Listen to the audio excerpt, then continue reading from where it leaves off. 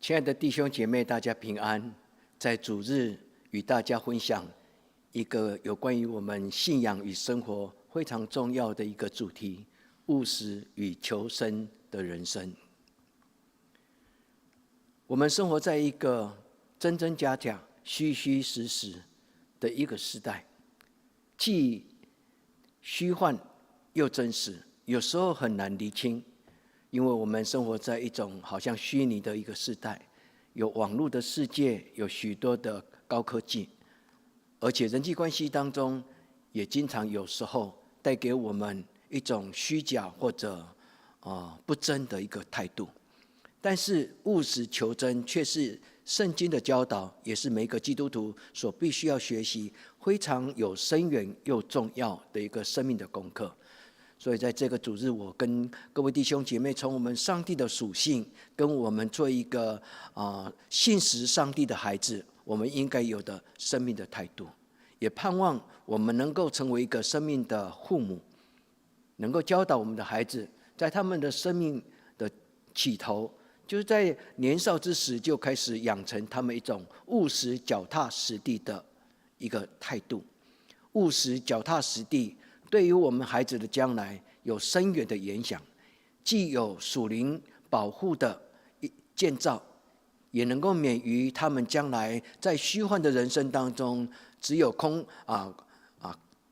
慨叹的说虚空的虚空。愿我们在今天的圣经里面得到教导。那今天的经文给我们什么样的信息呢？今天的经文谈到了申命记，申命记谈到了我们的上帝是一个信实的上帝。信实这个字在希伯来语叫做阿曼或者阿门。我们从今天的这两段经文，还有我们的经句，三个经文三节的经文当中，都是环绕的信实、真理跟诚实。信实就是诚实，诚实的一个源头是来自于我们对真理的一种敬虔跟谦卑的一个态度。愿我们从今天的态度，特别是今天的经文《申命记》第7章第9节，《申命记》第7章第9节说：“你们当知道耶和华你的上帝是信实的上帝。”这一个信实这个字，在希伯来语称为阿门，阿曼。我们也翻译到新约的时候，我们也翻译成为阿门。如果你记得耶稣在福音书里面谈到耶稣对他身边的人所谈的一种很严肃的、非常重要的话语的时候，耶稣福音书经常会这么样的记载说，耶稣告诉他们说：“我实实在在的告诉你们。”那个实实在在这个字，翻成希腊文也是翻成阿门。他从希伯来文的这个字的语音翻成希腊文，都是用阿门。各位弟兄姐妹，但是当我们将这个信实这一个字翻到新约的许多的不同的情境，有两种特殊的翻译。第一个，比如说保罗在他的哥林多前书第1章第18节，他说：“上帝是信实的，上帝是信实的，所以我传给你们的话语没有不是的，凡是我传给你们的讲道都是是，没有那种似是而非的。”在这个地方，他谈到的上帝是信实的。这个信实在希伯来语、希腊语，它叫做 pistos。pistos 跟真道，我们翻译成为真道 pistis， 这个字其实是同样一个字，所以这个字其实也可以翻成信仰的信。我信上帝是创造天地的神，我信这个信也可以称为信实。那信实这个字呢，它本身又有一个语义，它带含着说圣灵神圣的劝告。pistis 又成为一种劝告，圣灵在人的生命当中有感动，人从这个感动当中有一个直觉觉醒跟新的一个心思意念，这个叫做 pistis。pistis 又称为神圣的劝告。那今天的金句约翰福音第4章24节，这个是我们所熟悉的一段金句经文。他说：“神是灵，敬拜他的人必须用心灵和诚实。”神是灵 ，Pluma 就是圣灵的灵，神是圣灵，圣灵是神，所以敬拜上帝的人也必须要用 pneuma 就是我们的用心中的这种灵，我们生命的灵魂体的灵，我们必须用灵来敬拜上帝，因为上帝是一个圣洁的灵。但是除了用我们心里面的灵之外呢，我们也应该要用诚实。诚实这个字其实叫做 alesia， 这个字其实就是真理。alesia 这个字所以当我们谈到信实的时候，我们应该知道信实跟诚实货真价实，诚实跟货真价实是一样的，是真理。第三个就是依靠着圣灵的真道，就是神的真道跟圣灵神圣的劝告。所以这个信实这个字，整个是圣经里面谈到的信仰的一个最重要的一个基础。那我们必须要有一个很清楚的信仰的认知，我们的神是信实的神，所以我们成为他的子民。凡是称上帝为耶和华，我的父，我的天父，上帝的孩子，就必须要是一个信实的子民。所以我们不讲假话，我们不用虚假跟欺骗来成为我们的手段。所以神的孩子是光明的神，是行走在光明之道上面。所以因为我们在今天，我们能够从圣经，我们上帝他的本质跟上帝他的性情，我们从上帝的性情得以完全。我们的信实的神，他是阿们的上帝，他是一个阿曼的上帝，他是建立在真道跟货真价实。alesis 这个字就是 alesia， 它可以翻成为诚实。神是灵，敬拜他的人必须用心灵跟诚实，就是这个字。所以我们必须用货真价实，就是没有任何一个虚假跟欺骗的态度来跟随这个创造天地我们的上帝。那我们既然生活在一种很特殊的一个世代，这个世代我们可以看到很多的情境通过一个录影或者一个电影的转播，我们可以在monitor， 在电视或者许多的手机荧幕上面，我们看到一种虚幻的影片。其实天涯若比邻，我们可以跟远在天边海角的人，通过我们的 Line 跟手机跟网络，就直接从网络电话上能够视讯，既真实又虚幻。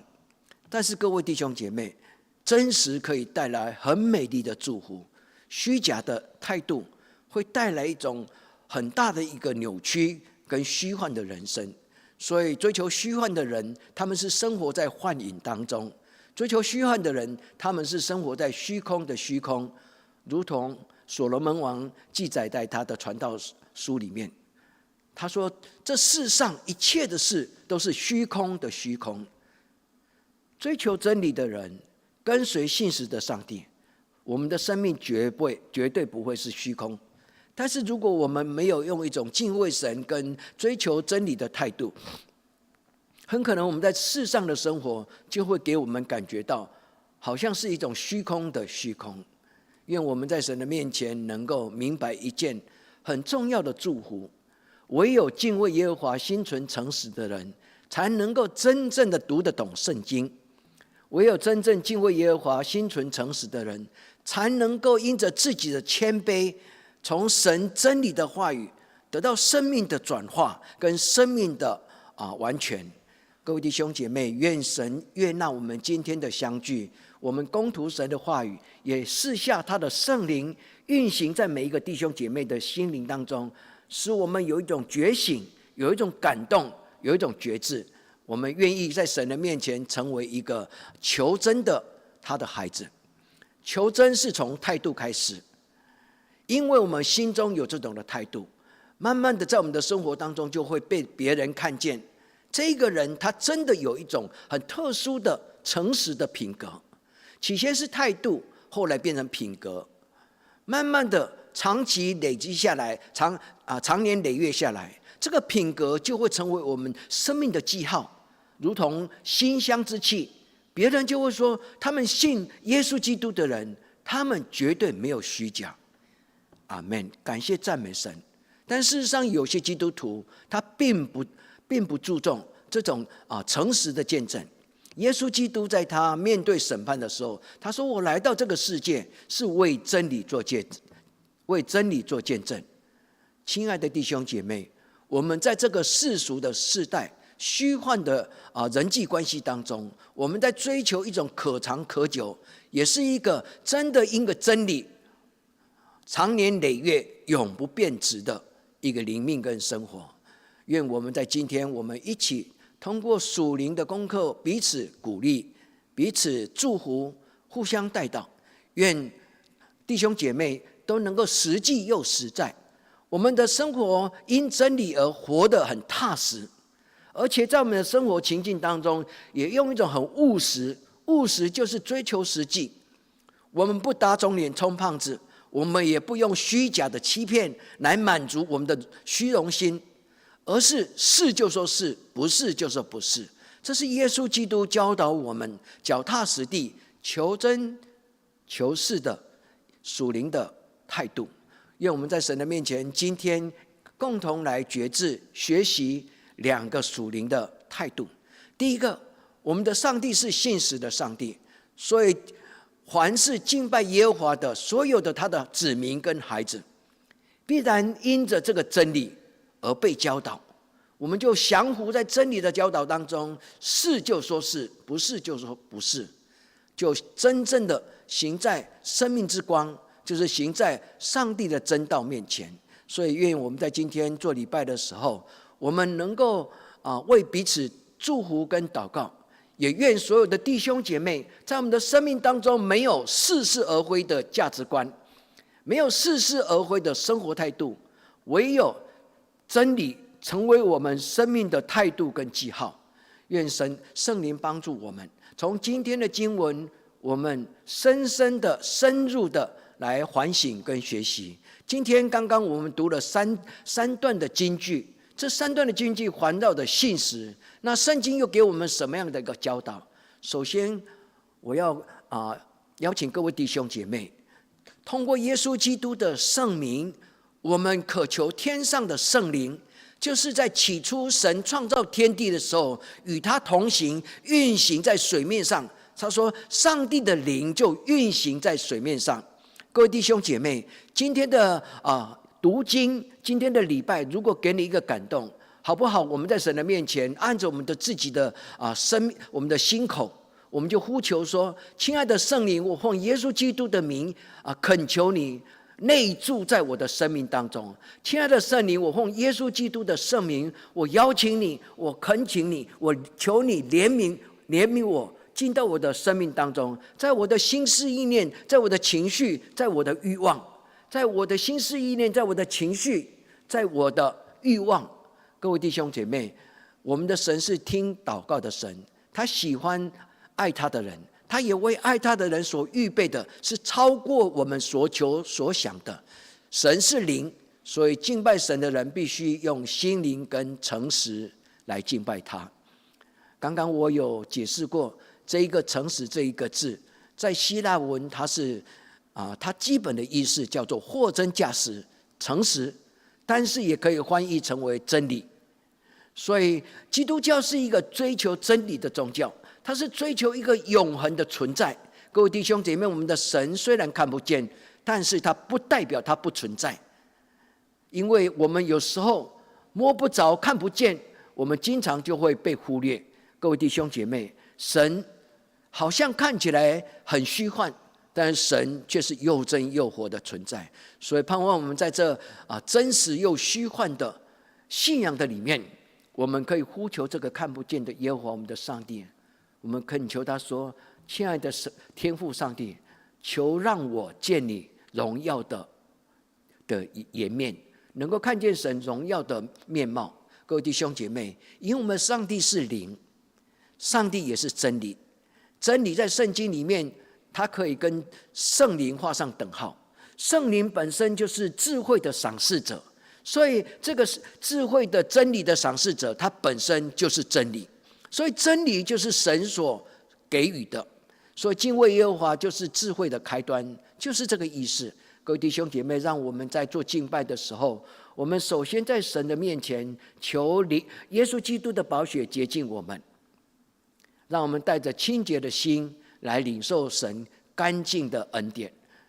所以我们回到起初我们所念的申命记第7章第9节，阿们这个字，耶和华是你的神，他是信实的神，耶和华你的上帝，他是信实的上帝。我们的上帝是起初就创造，他说要有光就有光，不只是在这个宇宙当中的物质的存在跟物质的现象，也代表的心灵跟灵界灵的存在。神说要有光就有光，人的灵魂就不存在，不再躲在黑暗的角落，做那种羞愧、暗昧、愚昧的事情。愿神他的灵能够进到我们的生命，也能够完全的扶持我们，造就我们，养育、滋润、培养我们，让我们成为真理之子，就是光明之子，是神圣灵所改造的。圣灵进到我的里面，我们生命就因真理而得自由。信实的神不说假话，所以凡敬畏上帝的孩子也不说假话，是就说是，不是就说不是。各位弟兄姐妹，让我们从非常细腻、非常小的事情开始，在跟人言谈当中，任何事情不允许这种虚假来扭曲，甚至这种虚假带给你一种飘飘然的一种虚荣心。我们知道这是假的，我们就奉耶稣基督的圣名斥责那种迷惑我们的虚假虚幻的虚荣心，也恳求耶稣基督用他阿们的生命，因为在耶稣基督里面，所有的应许都是阿们。在耶稣基督的福音的里面，所有的事情都必成就。所以凡在耶稣基督里就是新造的人。让我们在神的面前学习，不度过那种似是而非的人生。今天我们所攻读的新约是哥林多前书第1章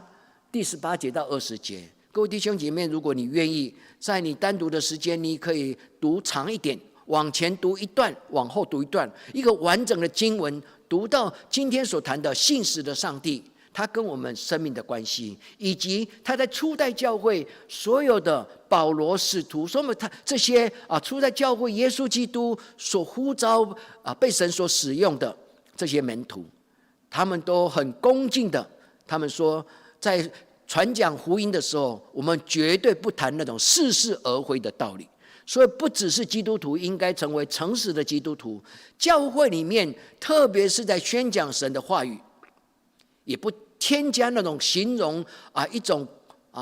夸大的，不需要，因为上帝的话语本身就带有权柄，所以我们不需要用那种夸大的话语来吸引别人注意，好像在变魔术一样。各位弟兄姐妹，保罗说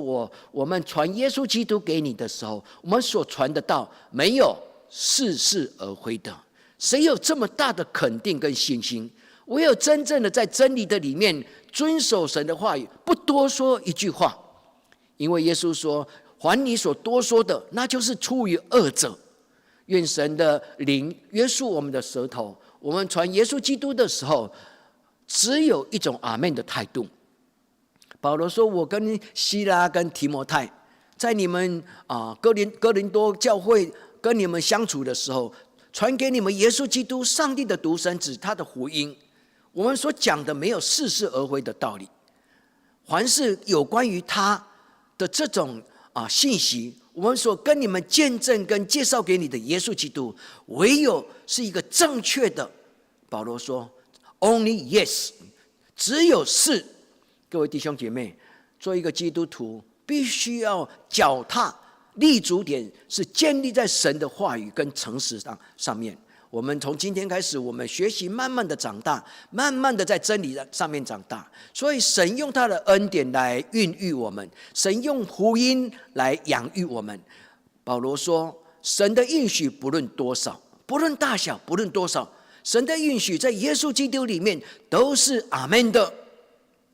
这个字翻译出来，特别是在手抄本圣经，他说原文叫做阿们。所有的应许在耶稣基督里面都是实实在在、货真价实的，都是 yes。这个字就是阿们。愿我们的生命是阿们的生命，愿我们的生命能够成为荣耀我们的上帝、信实的上帝，因着我们跟随着他，我们就不打诳语，不说谎话。我们周围的人就说，他们信仰真理的人，他们信仰耶和华上帝的人，他们真的不一样。愿神让教会不一样，愿神让所有的弟兄姐妹，你们的家庭不一样，愿神也让你们的孩子是不一样。愿神将这种没有扭曲、似是而非的道理，就成为你生命的基石。所以耶稣说：“你是彼得，我要在这块磐石上建立我的教会。你是彼得，我要在这块磐石上建立我的教会。我要在这种求真的、真实的阿们的性格上面来建立我的教会。”各位弟兄姐妹，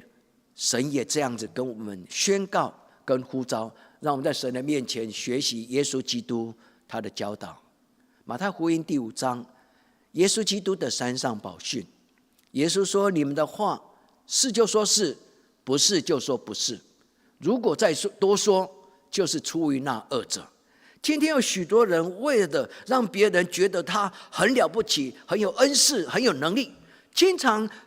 讲了很多夸大的话语，不实在。这个叫做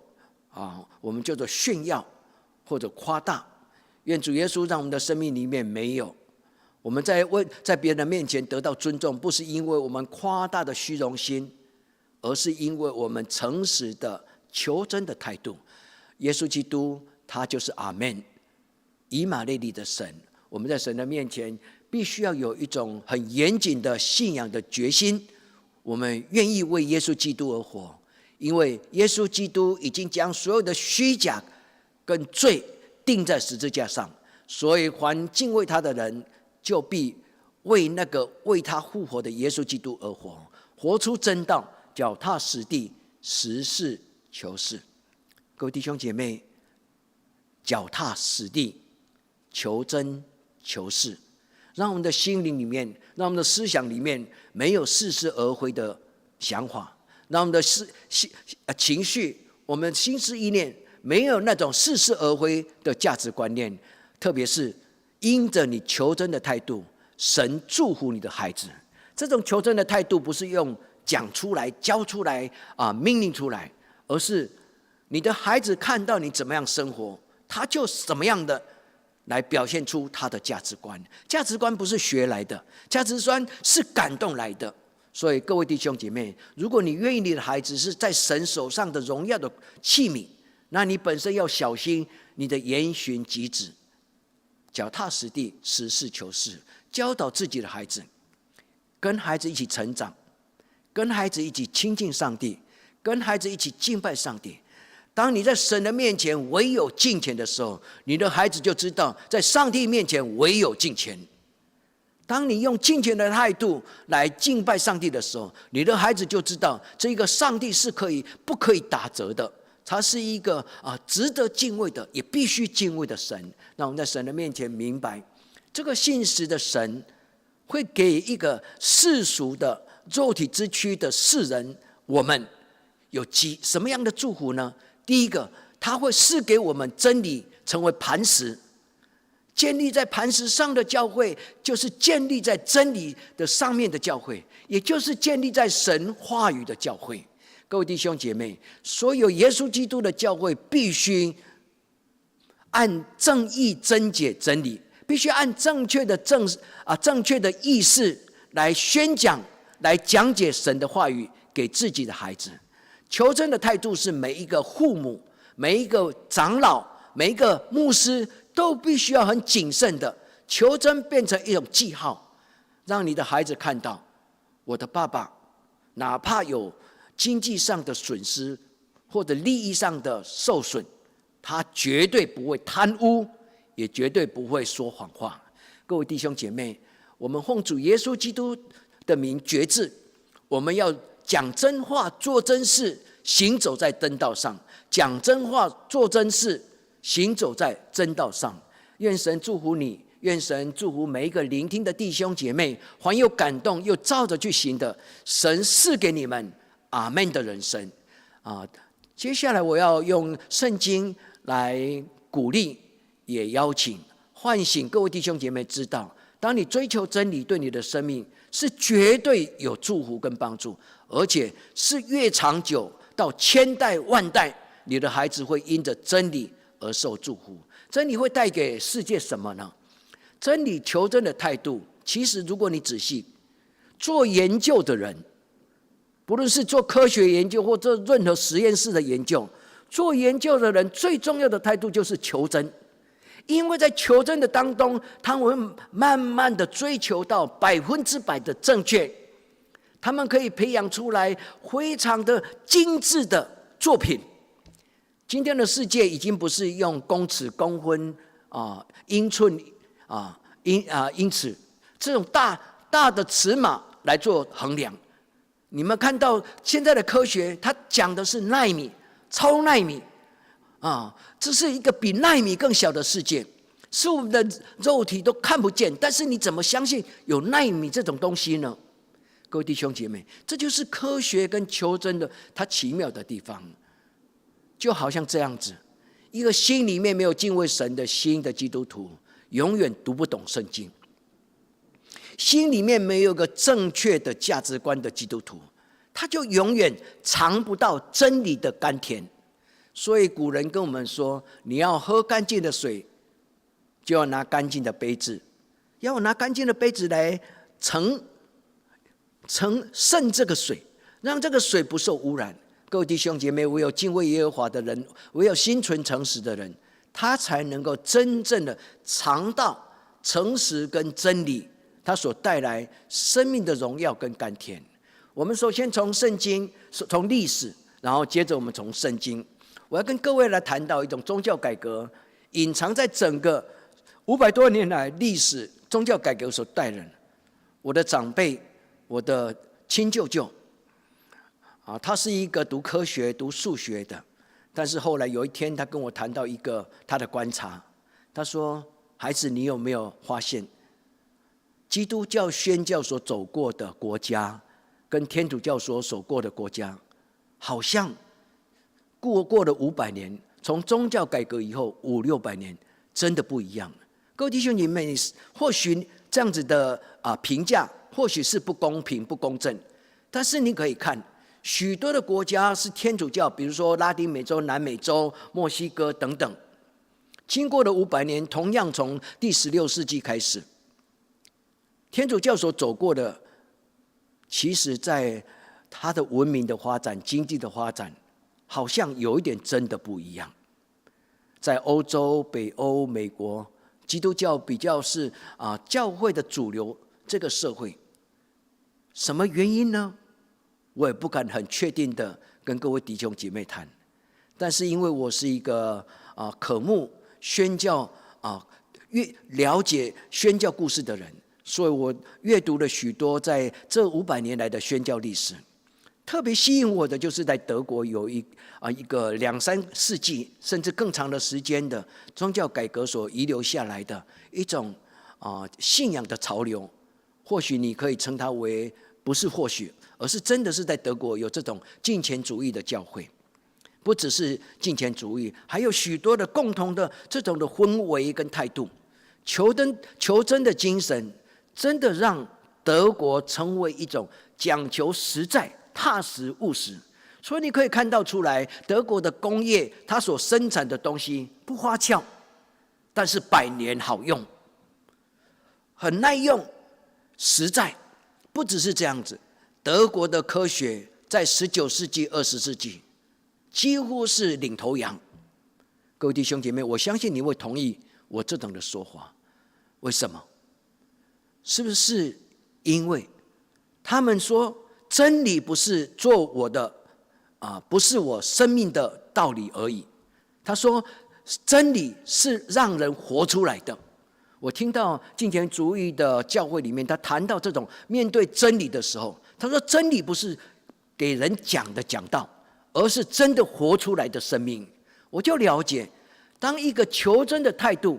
它不只是带给信仰的转化，更重要的，让一个社会、让一个文明、让一个经济发展，甚至政治，都会受到很深很深深远的一个影响。如果这一个小小的故事能够唤起你在神的面前，愿神重用天主教会，也用基督教会，因为天主教跟基督教会应该就是同样一个神的教会。让我们在神的面前能够明白真理的结局。今天的经文分享，我要跟大家谈到7个经文，但是我先谈这7个经文所带给我们简单的一个结论。一个谦卑领受真理的人，他一生会有平安的生命，有一个踏实而来的生命。我简单的说一个谎话，说谎话的人他经常心虚，对不对？我相信你同意。说谎话的人经常因着心虚，他心中没有一种踏实跟平安。追求真理的人，他们会越走越肯定，因为真理会带来智慧，智慧会让人有判断跟做抉择的能力。因为行走在真理，就是行走在智慧的真光当中。真理本身是可以让人分别为圣的，真理就如同光临到，黑暗就离开。最后，这一个领受真理的人，他们不会用价钱来衡量他生命的一个存在的价值。一个懂得真理的人，他的生命，他的灵魂会变成一种非卖品，他不能用金钱来收买他的良心跟他的良知。愿主通过他自己的话语，在今天的最后，让我们从领受能够学到真理的好处。第一个，在哥林多前书第2章11节，我要跟各位弟兄姐妹，唯有圣灵跟真理能够使我们明白上帝的奥秘跟你生命的道理。所以保罗说，唯有在人里面的圣灵，唯有居住在我里面的圣灵，能够开我的眼睛，明白人生当中人的事跟上帝神的事。我们回去从这一段哥林多前书第2章整个完整的阅读思考，愿神的话语让你成为有智慧的人。第二个，上帝的真理会使人成圣。约翰福音第17章17节，约翰是一个谈很多有关于真理教导的使徒。约翰是一个谈很多真理教导的使徒。从他的约翰福音一开始说，起初有道，道与上帝同在。这个道就是谈 logos， 就是神的话语，就是真理。神所讲的每一句话都是真，神所讲的每一句话都带有权柄，神所讲的每一句话都带有祝福。所以真理使我成圣。约翰说，真理使我的生命分别有所为有所不为，就是成圣的意思，就是被区分出来。真理让我在我这个世俗的世界，我区分出来，我是一个有所为，我是神的孩子。在这个世界上，什么是能做，什么是不能做。第三个经文，真理是会带给我们平安，真理带给我们的是踏实，就是我们的生命每一个脚步都有稳固的立足点，我们的立场，我们的心思意念，我们的生命的主张、价值观、主张、心思意念，就是我们的立场。真理使我们哪怕是走夜路，我们心没有亏心，我们就心中无惧。真理让我们坦然，在我们的生命当中有平安。第四，圣灵来，圣灵在什么地方，什么地方就得自由。真理在什么地方，真理就让人不受捆绑，我们就不会被许多的诱惑所左右、所驱使、所扭曲。真理让我们在世俗的许多的价值观当中，我们决定有所为有所不为。第五个是我们的祷告。大卫在他许多的他的祷告的诗篇里面，他都有这种的教导。他说，耶和华我的上帝，求你用你的真理引导我。各位弟兄姐妹，这是我今天对各位弟兄姐妹的邀请。我们的神是信实的神，我们作为他的孩子，我们必须活在真道上，各位弟兄姐妹，让我们用大卫的祷告，用圣经来做我们的祷告。我们跟圣灵求说：圣灵啊，求你用真理来引导我。圣灵啊，求你用真理来引导我。当我们发出这种祷告的时候，你的生命就开始转变，我的生命也开始转变。我感谢上帝赐给我一个敬畏神的家族，他带领我从小就决志成为基督徒。我感谢上帝，当我的家族、我的亲长他们离开世界的时候，这个信仰仍然陪伴着我走我自己人生的道路。各位弟兄姐妹，约翰16章第13节，他说：圣灵必引导你们明白一切的真理。圣灵必引导你们明白一切的道理。这个明白这个字又被翻译成为进入真理。愿今天我们一起做礼拜的所有的弟兄姐妹，我们一起进入到上帝的圣殿，我们一起进入到真理的殿堂，我们一起进入到这个被光所充满的神的圣殿的里面，决志做一个务实求真的基督徒，教导你的孩子务实求真，脚踏实地。愿神将今天所有的话语就铭刻在我们的思想，铭刻在我们的觉醒跟祷告。我们同心来祷告。真理的神，在你的面前，我们摆上自己，我们将我们的心门向你敞开，求你用真理的光来引导我们众弟兄姐妹，让我们同归于你光明的